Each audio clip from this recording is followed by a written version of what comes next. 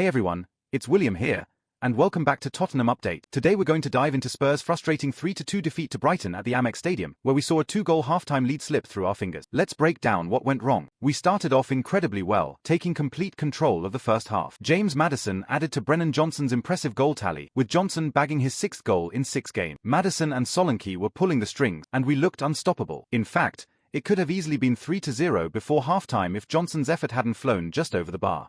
It was a performance brimming with confidence, and Spurs fans had every reason to believe we were on our way to another comfortable win. But then came the second half, and it was a different story entirely. Brighton found their way back into the game far too easily. Yankuba Minteh scored early on, taking advantage of some sloppy defending. From there, it felt like the tide completely turned. Georginio Rutter got past our defence with some ease, equalising at the 58th minute. And then, of all people, Danny Welbeck, yes, the former Arsenal player, headed in the winner in the 66th minute. It was tough to watch. Our defence, which had looked so solid, seemed to collapse under Brighton's pressure. Cristian Romero and Destiny Udogie, in particular, had rough game. Romero, who is usually our rock at the back, looked off the pace and made a crucial error for Brighton's equaliser. Udogie wasn't at his best either, struggling to deal with Mitoma on the wing. It was a poor showing from our backline, and Brighton took full advantage. Offensively, we were wasteful in the second half. Werner and Maddison both had shots, but they didn't trouble the keeper, and our earlier fluidity in attack just wasn't there anymore.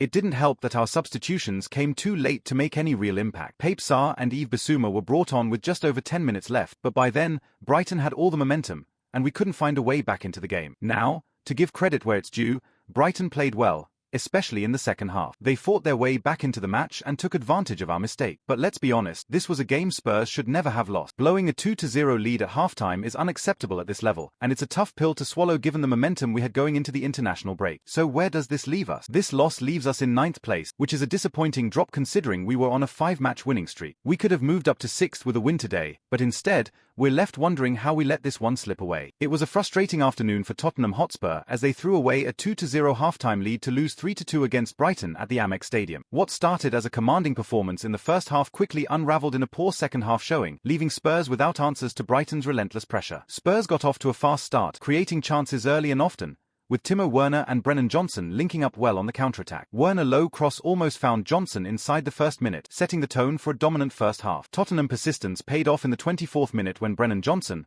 once again, showed his clinical finishing by slotting home a precise pass from Dominic Solanke. Johnson's goal was his 6th in 6 consecutive matches, a feat no Spurs player has achieved since Harry Kane in 2019, underlining his importance as Tottenham's in-form attacker. James Maddison doubled the lead before half-time with a shot that should have been saved by Brighton's goalkeeper Bart Verbruggen, but it found its way into the back of the net. Spurs looked confident going into the break, seemingly in control of the game with their 2-0 advantage. However, the second half was a completely different story. Tottenham collapsed mentally and tactically, allowing Brighton to get back into the game. The defence, which had been solid in the first half, fell apart. Miscommunication and individual errors from Mickey van de Ven and Destiny Udogie gifted Brighton their first goal, with Yankuba Minteh tapping in at the back post. Spurs never recovered after that, as Georginio Rutter danced through the defence to level the match, and a poorly marked Danny Welbeck completed Brighton's comeback with a header that left Guglielmo Vicario helpless. Tottenham's second-half performance was nothing short of disastrous. A team that had been on a 5-match winning streak full of confidence and momentum looked fatigued and disorganized. The inability to maintain composure under pressure,